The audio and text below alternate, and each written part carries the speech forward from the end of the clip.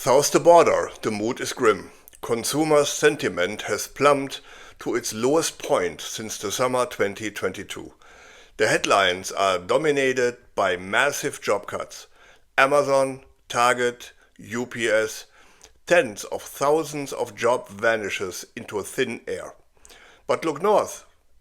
A different story is unfolding. Here in Canada, our economy has gained over 125,000 jobs in just 2 months. And 67,000 jobs just in October alone. Yes! And our unemployment rate is falling. While America stumbles, Canada is finding its footage. How is it possible? The answer lies in a strategic defense being erected in Ottawa. In this video, I will break down Prime Minister Mark Carney's three-part strategy to protect Canada. We will look at, first, the defense, the immediate actions to shield our industry. Second, the divergence, the stark economic contrast emerging between the two nations. And third, the destiny, the long-term plan to build a more resilient, self-reliant and powerful Canadian economy. So, before we dive deeper into it, let me just point out some basics here. To understand how a nation builds prosperity, it helps to use a simple yet powerful model. First, let's be clear. A country cannot cut its way to prosperity. Slashing essential services and eliminating government roles do not create growth. While fiscal discipline has its place, austerity alone is a path to stagnation, not expansion. So please don't get distracted when you hear those voices. We want cuts, we want more cuts. Those people simply don't know what the heck they are talking about. You can see examples for those deprived economic plans all around the world. True prosperity only comes through strategic investment. The energy of growth is fired by building robust domestic industry, fostering vibrant homegrown markets and developing our own processing capabilities. When a nation produces a wider array of goods, it stimulates internal trade. This creates a powerful yet reinforcing circle where money circulates within the economy, strengthening the nation from the inside out. Furthermore, by strategically attracting outside investment, a country can supercharge its process. This brings fresh capital into the economy, increasing the financial resources available for development without draining existing reserves. In essence, prosperity isn't found in what you take away, but in what you build. It is a positive sum game, driven by investment, production, and intelligent economic sovereignty. So let's continue following Mark Carney's model. Facing with a wave of global protectionism and unjustifiable US tariffs, the Carney government is not merely reacting. It is building a fortress. One of the cornerstones of this defense is a new, robust, Buy Canadian policy. A policy which financial base is part of Budget 2025. Buy Canadian is not just a slogan, and it has nothing to do with our vastly successful Canadian consumer boycott on American goods. It is a strategic overhaul of how our government spends its money. An investment of $98.2 million is being poured into the Federal Procurement Office. Its mission? To ensure that up to $70 billion in federal infrastructure spending becomes a direct engine for Canadian industry. The goal is clear. Canadian tax dollars will first and foremost support Canadian jobs, not American. When the government builds, it will use Canadian lumber, Canadian steel, Canadian aluminum. The policy acts as a powerful shield against terroristic tariffs. It ensures that our key industries targeted by mostly Trump tariffs have a stable, reliable, domestic customer, their own government. Like Melanie Joly, our very capable Minister of Industry, so adequately says, but this is more than a short-term buffer. This strategy has three distinct phases. In the short term, we protect our markets, we give our companies breathing room, In the mid-term, we help them adapt and pivot to find new markets and develop new products, making them resilient to global shocks.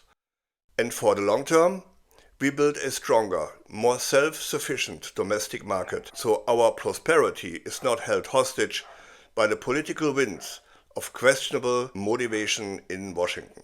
A key part of this long-term vision is a serious investment in our military aerospace sector. This isn't just about national security, it's first and foremost an industrial policy. A thriving aerospace industry will create massive, sustained demand for our aluminum and steel. As the Prime Minister has stated, we cannot be a strong economic powerhouse without a strong domestic foundation in those critical sectors. This is about building a Canada that can stand on its own 2 feet. While this Canadian strategy is being implemented, the economic paths of the US and Canada could not be more different. Those two nations are now visibly splitting apart. The United States is facing a crisis on confidence. The University of Michigan's latest report shows consumer sentiment has fallen sharply to 50.3. Americans are worried and they are pulling back. This pessimism is reflected in the job market. The numbers are staggering. Amazon is slashing 14,000 jobs.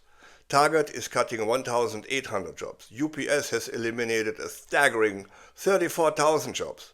Even established brands like Starbucks and Delta Airlines are tightening their belts, announcing reductions in their workforce. Now, contrast this with the picture here in Canada. Between September and October, the Canadian economy didn't just recover, it surged forward, gaining more than 125,000 jobs. The unemployment rate dipped to 6.9%. Where is this growth happening?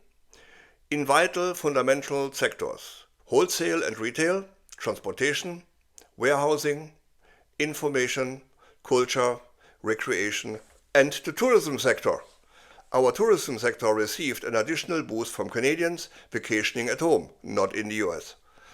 And crucially, after a period of decline, manufacturing is seeing a resurgence. This is not a random boom. This is the early return on a strategy of economic sovereignty.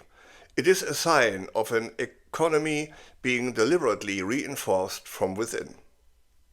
This brings us to the ultimate goal. This is not just about surviving the next round of Trump's tariffs. This is about redefining Canada's role in the world economy. The Buy Canadian policy, the investment in procurement, the push for a strong domestic industrial base, those are all steps in a larger tapestry. A tapestry that depicts a more sovereign, more resilient Canada. We are moving from an era of dependence to an era of self-reliance. We are choosing to be our own best customer. This long-term vision recognizes that true economic power comes from within. It comes from having a strong industrial core, from owning our supply chain, and from ensuring that our workers and our communities are the primary beneficiary of our own national wealth. The challenges from the South is real. But as the data shows, Canada is not just enduring. We are, in many areas, beginning to thrive. The strategy is in motion. The shield is being raised. The results are starting to show. Man, am I proud right now to be Canadian. So what does this all mean for the future? The US is gripped by uncertainty. With its devastated consumers and its job market contracting. Meanwhile, Canada is executing a clear, deliberate plan. Prime Minister Carney's strategy is a profound shift. It is the declaration that Canada will not be a passive victim of a global economic storm. We will build our own shelter. We will invest in our own industry. We will bet on our own workers. The divergence you see today is not an accident. It is the direct result of a choice to protect, to invest and to build a Canadian economy that is stronger, more secure and more sovereign than ever before. The world is watching two different experiments unfold. And for the first time in a long time, the Canadian experiment is showing remarkable strong signs of success. So please let me know in the comments below how you feel that your current situation is not as dire as predicted. That in comparison, Canada is even better off than the neighbor who wanted to see us going down. If you found this video helpful, then please hit the subscribe, like and share button. And if you like this channel's deep dives, ring the bell so you won't miss the next one. Thanks for watching. I'm Wilfried Lemkuler from Europe Curious.